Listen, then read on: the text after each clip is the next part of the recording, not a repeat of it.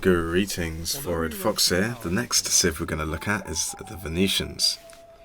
Venice's unique ability makes it a standalone civilization when compared to all the others. So exceptional in fact that strategy for them requires a lot of considerations that just aren't relevant to any other civilization. Venice get double the trade routes right away, so you'll want to start your trade network early to capitalise on the potential for extra gold early in the game. This will enable you to purchase more units and buildings in your capital while you wait for the other special perks.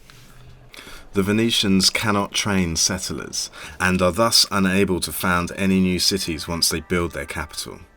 Even settlers gifted by other players will be useless. What's more, they cannot annex cities they conquer, only keeping them as puppets. This essentially makes Venice a playable city-state and leaves the Venetians with only two options for expansion. The first and most interesting option is to purchase city-states. This is done through the Venetian unique great person, the Merchant of Venice, which replaces the conventional great merchant. Just as with the Austrian Empire's diplomatic marriage, purchasing city-states is far superior to conquering it militarily, because it delivers the city to them with all its population, buildings and units intact, and with no resistance period either. The Venetians can thus start using the city right away and gain an immediate boost for everything else. The second option is of course military conquest. Either way, your cities will more often than not be spaced apart, often quite far from each other and from the capital. This invites other players to invade your space by settling cities in between them. You can solve this problem by starting strategic territorial wars and conquering those cities, which you can then use to consolidate your territory. Be very careful going to war though, as doing so will leave your large trade network up for grabs by the enemy, and your trade route count will plummet if they haven't been selected wisely. You can also use the incredible power of the special unit, the Great Galleass, during the medieval era and early Renaissance eras to defend your waters. This unit has a better defense and attack score than the Galleass that it replaces. As they can neither found new cities nor annex captured cities, the Venetians will have difficulty securing strategic and luxury resources, particularly in the early game. As such, your primary focus as a Venetian player should be on securing an abundance of gold and culture so that you can expand Venice's borders as early and as quickly as possible. The tradition social policy tree is useful here, as it is for every small or tall empire. Additionally, you may want to partially develop the liberty tree for both the free merchant of Venice and the additional points of culture per city, because you will soon run into another annoying limitation. You can't purchase territory from puppet cities. This means that every city but the capital will be left on its own to expand, using its normal culture score minus the penalty for being a puppet. It can be quite annoying to watch the game engine decide turn after turn on the wrong tile for expansion, so you want all the culture you can get in cities in order to expand their borders more quickly. Try to build the Angkor Wat wonder to help with this same issue.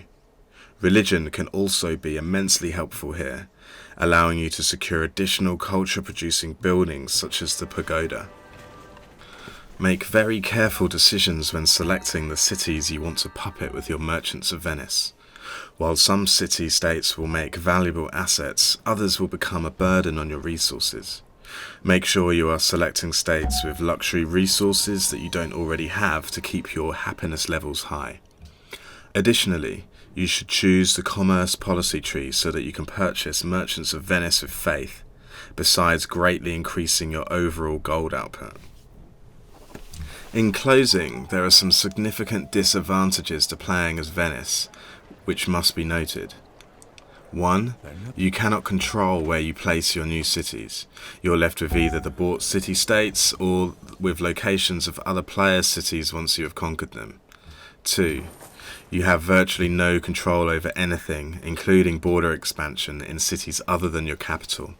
The only thing you can control is which normal buildings and units you want to purchase. 3. You can only build wonders in your capital. 4. You can only build archaeologists in your capital since they cannot be purchased. 5. All cities except the capital have a -25% culture and -25% science output for being puppets.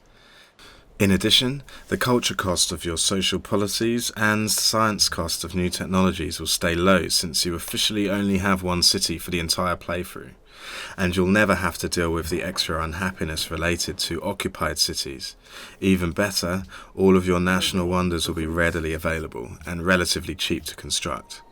However, since all puppeted cities produce 25% science by default, your overall science output will be rather low. To offset this, you should aim at increasing the population of your cities as much as possible, and use every other possible way to increase technological progress, such as spying and research agreements. Don't let your gold pile up. Buy critical buildings in puppeted cities. Buy units whenever you need them, or buy influence with city-states to earn bonuses and edge closer to a diplomatic victory. Thanks for watching. I've been Forward Fox. Like and subscribe. Take a screenshot, send it to your mum. Over and out.